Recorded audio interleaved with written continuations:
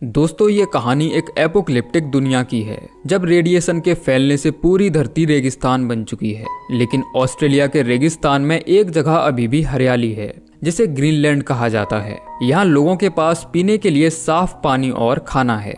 तभी हम दो लड़कियों को देखते हैं जिनका नाम फ्यूरियोसा और वल्कायरा है। ये दोनों लड़कियां पेड़ों से फल तोड़ रही होती हैं और उसी समय यहाँ कुछ लोग आ जाते हैं जिन्हें रेडर्स कहा जाता है। दरअसल ये लोग एक तरह के रेगिस्तानी लुटेरे हैं जो यहाँ के जानवरों को मारकर खाने लगते हैं। तभी फ्यूरियोसा चुपके से जाकर उनकी बाइक्स की पेट्रोल नली काट देती है, लेकिन उनमें से एक रेडर उसे देख लेता है, जिसके बाद फ्यूरियोसा सीटी बजाकर यहाँ रहने वाले लोगों को अलर्ट करती है। जब फ्यूरियोसा की माँ सीटी की आवाज सुनती है तो समझ जाती है कि उसके बच्चे मुसीबत में हैं, जिसके बाद वह घोड़े पर सवार होकर जंगल की तरफ जाती है। लेकिन उसके पहुंचने से पहले ही रेडर्स उसकी बेटी को अपने साथ ले जाते हैं, जिसके बाद मैरी उनका पीछा करती है और उनमें से एक रेडर को मारकर उसकी बाइक छीन लेती है। फिर वह अकेले ही आगे बढ़ती है और देखती है कि बचे हुए दो रेडर्स फ्यूरियोसा को अपने साथ कैंप में लेकर जा रहे हैं। और इससे पहले कि वह उन दोनों रेडर्स को मार पाती, उनमें से एक रेडर बचकर भाग जाता है। अब ये लोग फ्यूरियोसा को अपने सरदार डिमेंटस के पास ले जाते हैं और बताते हैं कि ये लड़की हरी घाटी से है, जहाँ का खाना और पानी बिल्कुल शुद्ध है। डिमेंटस फ्यूरियोसा को उस जगह के बारे में बताने के लिए कहता है, लेकिन वह अपने मुंह से एक शब्द नहीं बोलती। तभी उसके साथ ही आखिरी बचे हुए घायल सोल्जर को अंदर लाते हैं, जो उस हरी घाटी का पता जानता है। लेकिन उसके कुछ भी बताने से पहले ही फ्यूरियोसा उस रेडर को मार देती है। फ्यूरियोसा की बहादुरी देखकर डिमेंटस बहुत खुश होता है। फिर वह उसे एक टेंट में नजरबंद करवा देता है और अपने आदमियों को उसके चारों तरफ तैनात कर देता है। डिमेंटस कहता है कि कल सुबह होते ही हम छुड़े सुरागों का पीछा करेंगे और उस जगह को ढूंढ निकालेंगे जहां से ये लड़की आई है। वहीं हम मैरी को देखते हैं जो खुद को छिपाने के लिए रेडर्स के कपड़े पहन लेती है और फ्यूरियोसा को रेस्क्यू करने के लिए निकल जाती है। उसी समय यहाँ बहुत ही भयंकर रेतीला तूफान आ जाता है, जिसका फायदा उठाकर मैरी आसानी से फ्यूरियोसा को ढूंढ लेती है और डिमेंटस के सिपाहियों को मारकर उसे यहाँ से ले जाती है। लेकिन डिमेंटस के लोग उसे भागते हुए देख लेते हैं और वो लोग अपनी पूरी फौज के साथ उनका पीछा करते हैं। मैरी जानती थी कि डिमेंटस एक खूंखार दरिंदा है। अगर किसी तरह उसने हरी घाटी तक पहुंचने का रास्ता ढूंढ लिया तो सब कुछ बर्बाद कर देगा। जिसके बाद वह फ्यूरियोसा को हरी घाटी के बीज देती है और कहती है कि तुम हरी घाटी की रक्षा करना। अब फ्यूरियोसा के जाने के कुछ समय बाद डिमेंटस उसे ढूंढ लेता है। तभी मैरी कई रेडर्स को मार देती है, लेकिन जल्दी ही उसे बंदी बना लिया जाता है। फिर ये लोग मैरी को एक पेड़ से टांगकर उसे टॉर्चर करते हैं ताकि वह उन्हें हरी घाटी का पता बता दे। उधर फ्यूरियोसा भी अपनी माँ को छोड़कर ज्यादा दूर नहीं जा पाती और वापस उसी जगह लौट आती है। फिर डिमेंटस कहता है कि अगर तुम हमें बता दोगी कि तुम कहाँ से हो तो मैं तुम्हारी माँ को छोड़ दूंगा। लेकिन मैरी उसे कुछ भी बताने से मना कर देती है, जिसके बाद ये लोग मैरी को जिंदा जलाकर मार देते हैं और डिमेंटस फ्यूरियोसा को बंदी बना लेता है, इस उम्मीद में कि एक दिन फ्यूरियोसा उन्हें हरी घाटी का पता बता देगी। अब फ्यूरियोसा को एक खगोल वैज्ञानिक के साथ पिंजरे में कैद कर दिया जाता है, जो सितारों को पढ़कर आगे का रास्ता बताता है। वह फ्यूरियोसा से कहता है कि अगर तुम चाहती हो कि डिमेंटस तुम्हारा ख्याल रखे तो तुम्हें खुद को अनमोल बनाना होगा। मैं तुम्हें सितारों और ग्रहों को पढ़ना सिखा सकता हूँ। अब एक रात जब सब लोग सो जाते हैं तो फ्यूरियोसा अपने हाथ पर एक नक्शा बनाती है जो सितारों और ग्रहों के जरिए उसे उसके घर तक पहुंचा सकता है। अब एक दिन डिमेंटस जब खाने और पानी की तलाश में भटक रहा था, तभी उसका सामना एक जंगबाज से होता है जो बताता है कि मैं वेस्टलैंड के किले से आया हूँ और वहाँ खाने और पानी की कोई कमी नहीं है। अगर तुम मेरी मदद करो तो मैं तुम्हें किले तक पहुँचने का रास्ता दिखा सकता हूँ। जिसके बाद डिमेंटस उसे अपने साथ शामिल कर लेता है और उसकी पूरी फौज उस किले पर कब्जा करने के लिए निकल जाती है। लेकिन किले के नजदीक पहुंचते ही डिमेंटस का सामना जंगबाजों से होता है जो अपने सरदार इमोर्टन के वफादार हैं और उसके एक इशारे पर अपनी जान तक दे सकते हैं। तभी देखते ही देखते यहाँ जंग छिड़ जाती है और डिमेंटस के साथियों को अपनी दुम दबाकर यहाँ से भागना पड़ता है। लेकिन डिमेंटस इतनी आसानी से हार मानने वाला नहीं था। फिर अगली सुबह इन्हें एक जंगी टैंकर नजर आता है जो 2 किलों के बीच खाना, पानी और डीजल की सप्लाई करता है। अब जब वह डीजलगढ़ से डीजल लेकर वापस लौट रहा था तो रेडर्स उस टैंकर को बीच रास्ते में ही लूट लेते हैं, जिसके बाद डिमेंटस किले पर कब्जा करने के लिए ट्रोजन हॉर्स रणनीति बनाता है और उसके कुछ साथी टैंकर के अंदर छिप जाते हैं, जो दिखने में बिल्कुल जंगबाजों की तरह लग रहे थे। फिर ये लोग टैंकर को वापस डीजलगढ़ की तरफ मोड़ देते हैं और पीछे से अपने ही लोगों पर हमला करते हैं। अब डीजलगढ़ वालों को लगता है कि टैंकर पर हमला हो रहा है, इसीलिए वो लोग दरवाजा खोल देते हैं। फिर अंदर एंटर होते ही टैंकर के अंदर छिपे हुए लोग बाहर आते हैं और वहां के सभी सिक्योरिटी गार्ड्स को मारकर दरवाजा खोल देते हैं, जिसके बाद डिमेंटस की पूरी फौज अंदर आ जाती है और अब डीजलगढ़ पर उसका कब्जा हो जाता है। फिर वह डीजलगढ़ के सरदार को बंदी बनाकर इमोर्टन के किले में जाता है और धमकी देता है कि अगर कोई भी चालाकी की तो मैं पूरे डीजलगढ़ को उड़ा दूंगा। डिमेंटस कहता है कि अब से डीजलगढ़ पर मेरा राज है, इसीलिए तुम्हें खाना और पानी की सप्लाई बढ़ानी होगी, उसके बदले तुम्हें आधा टैंकर ही डीजल मिलेगा। लेकिन जब उसकी बात नहीं सुनी जाती तो वह उस पुराने सरदार को मार देता है। तभी इमोर्टन की नजर फ्यूरियोसा पर जाती है, जो पूछता है कि ये लड़की कौन है।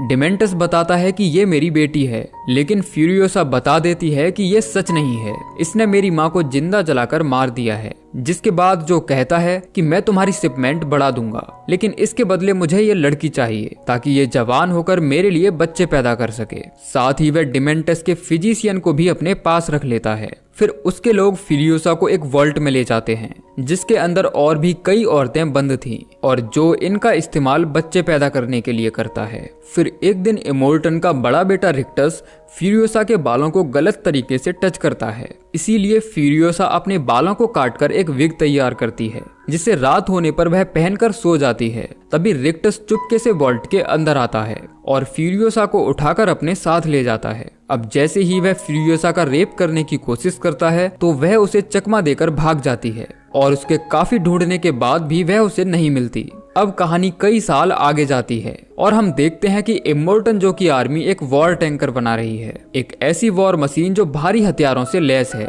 और हमलावरों के किसी भी हमले का सामना कर सकती है। और इस वॉर टैंकर को बनाने में फ्यूरियोसा भी उनकी मदद कर रही है, जो लड़के का भेष रखकर उनके बीच छिपी हुई है। दरअसल उसका प्लान टैंकर के तैयार होते ही यहाँ से भागने का था, इसीलिए वह कुछ दिन का राशन और एक मोटरसाइकिल टैंकर के नीचे छिपा देती है। अब जब टैंकर बनकर पूरी तरह तैयार हो जाता है तो हम जो के सबसे काबिल ड्राइवर जैक को देखते हैं, जो सप्लाई रन के लिए डीजलगढ़ जा रहा है। फ्यूरियोसा भी उस वॉर टैंकर के नीचे छिप जाती है। अब टैंकर जब दुश्मन के इलाके से गुजरता है तो कुछ लुटेरे टैंकर पर हवाई हमला कर देते हैं, जिसमें टैंकर के साथ चल रहे बहुत सारे जंगबाज मारे जाते हैं। तभी एक रेडर फ्यूरियोसा पर भी हमला करता है और जो बाइक वह अपने साथ लाई थी वह टूट जाती है, जिसके बाद फ्यूरियोसा भी लड़ाई में कूद पड़ती है और रेडर्स को मारने में जैक की मदद करती है। तभी अचानक उसका हेलमेट नीचे गिर जाता है और जैक देख लेता है कि फ्यूरियोसा एक लड़की है जो अपना भेष छिपाकर यहाँ से भाग रही है। अब जैक और फ्यूरियोसा मिलकर सभी रेडर्स को मार देते हैं। तभी फ्यूरियोसा पीछे से जैक पर गन पॉइंट कर देती है और उसे टैंकर रोककर नीचे उतरने के लिए कहती है, ताकि वह इस वॉर रिग को लेकर यहाँ से भाग सके। लेकिन जैक बड़ी ही चालाकी से उसे नीचे गिरा देता है और टैंकर लेकर यहाँ से चला जाता है। अब फ्यूरियोसा का सारा प्लान चौपट होने के बाद वह काफी दुखी हो जाती है और इस रेगिस्तान में अब वह अकेली थी। तभी वह देखती है कि जैक वापस आ गया है। वह कहता है कि मैं तुम्हारे लड़ने का जुनून देखकर हैरान हूँ, तुम्हारे अंदर लड़ने की भूख है, लेकिन तुम अभी कच्ची हो, इसीलिए मैं चाहता हूँ कि तुम मेरे साथ हो जाओ और मेरे क्रू को फिर से खड़ा करने में मेरी मदद करो। जिसके बाद मैं तुम्हें रोड जंगों के बारे में सारे पैतरे सिखाऊंगा और फिर तुम्हारा जो भी मकसद है उसको पूरा करने में तुम्हारी मदद करूंगा। जिसके बाद फ्यूरियोसा जैक के क्रू में शामिल हो जाती है और वह उसे अपना सेकंड इन कमांड बना लेता है। अब कुछ समय बाद हम देखते हैं कि फ्यूरियोसा और जैक का रिश्ता काफी गहरा हो गया है। फिर वह फ्यूरियोसा को एक बंदूक गिफ्ट करता है और कहता है कि तुम जहां भी जाना चाहो जा सकती हो, मैं तुम्हारे लिए खाना पानी और गाड़ी का इंतजाम करवा दूंगा। तभी ये लोग टैंकर लेकर डीजलगढ़ पहुंचते हैं, जहां डिमेंटस के लोग इन पर हमला कर देते हैं और इन्हें खाली टैंकर के साथ वापस लौटना पड़ता है। जब ये लोग इमोर्टन जो को जाकर बताते हैं तो वह गुस्से से आग बबूला हो जाता है, इसीलिए अब वह डिमेंटस के खिलाफ जंग का ऐलान कर देता है।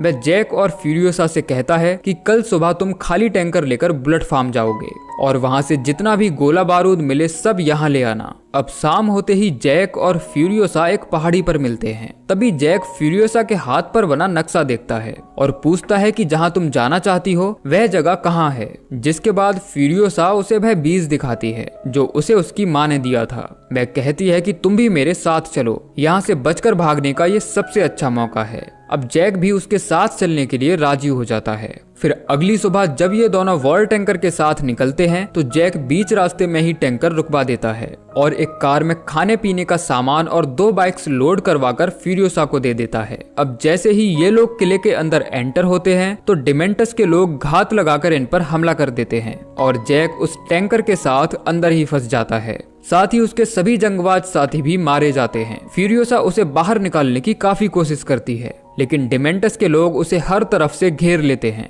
इसीलिए जैक फ्यूरियोसा को यहाँ से चले जाने का सिग्नल देता है लेकिन फ्यूरियोसा जैक को छोड़कर नहीं जाती। वह डिमेंटस और उसके लोगों का सामना करती है और जैक को बचाकर किले से बाहर ले आती है। जिसके बाद ये दोनों कार में बैठकर यहाँ से भाग जाते हैं। फ्यूरियोसा बताती है कि हमें पूरब की ओर 3 दिनों का सफर तय करना है, जिसके बाद हम नमक के रेगिस्तान तक पहुंच जाएंगे और वहां से आगे का सफर हमें बाइक से तय करना होगा। तभी डिमेंटस फ्यूरियोसा और जैक को रोकने के लिए उनका पीछा करता है। वह शॉर्टकट रास्तों से होते हुए जल्द ही उन तक पहुंच जाता है। तभी जैक को गोली लग जाती है और फ्यूरियोसा का हाथ भी जख्मी हो जाता है। जिसके बाद डिमेंटस अपने मॉन्स्टर ट्रक से टक्कर मारकर कार को पलट देता है और उसके साथ ही इन दोनों को पकड़कर बंदी बना लेते हैं। फिर डिमेंटस जैक को बाइक के पीछे बंधवाकर टॉर्चर करता है और उसके शिकारी कुत्ते जैक को नोच नोच कर उसको मार डालते हैं। वहीं फ्यूरियोसा को भी उस मॉन्स्टर ट्रक के पीछे लटका दिया जाता है जो जैक को अपनी आंखों से मरता हुआ देखती है। लेकिन ट्रक के चारों ओर बाइक्स घूमने से वहां काफी धूल उड़ने लगती है, जिसका फायदा उठाकर फ्यूरियोसा यहां से भाग जाती है लेकिन इसकी कीमत उसे अपना हाथ काटकर चुकानी पड़ती है। साथ ही वह डिमेंटस के मॉन्स्टर ट्रक को भी खराब कर जाती है जिसकी वजह से वह उसका पीछा नहीं कर पाता। अब अगले दिन जब सुबह होती है तो हम फ्यूरियोसा को देखते हैं जो अपने लड़खड़ाते पैरों से किले की तरफ जा रही थी। उसी समय पहाड़ी पर खड़ा एक अकेला शख्स उसे देख रहा होता है जो किले तक पहुंचने में फ्यूरियोसा की मदद करता है। जिसके बाद वह इमोर्टन जो को बताती है कि डिमेंटस ने बुलेट बाग पर कब्जा कर लिया है और अब वह वीरानगढ़ के इस किले पर भी कब्जा करने आ रहा है। अब जब इमोर्टन दूरबीन से देखता है तो फ्यूरियोसा की बात सच होती है। जिसके बाद वह भी अपनी फौज को तैयार करता है और इन दोनों के बीच भयंकर जंग छिड़ जाती है। बताया जाता है कि वेस्टलैंड की ये जंग पूरे 40 दिन तक चलती है जिसमें दोनों ही तरफ से काफी सारे योद्धा मारे जाते हैं। वहीं हम फ्यूरियोसा को देखते हैं जो हाथ के कट जाने से अपने घर का रास्ता भूल चुकी है लेकिन आज भी वह बदले की आग में जल रही है। तभी उसे पता चलता है कि डिमेंटस मैदान छोड़कर भाग रहा है। जिसके बाद वह एक आर्टिफिशियल हैंड को अपना सहारा बनाती है और साथ ही अपने बालों को काटकर डिमेंटस का पीछा करने निकल जाती है।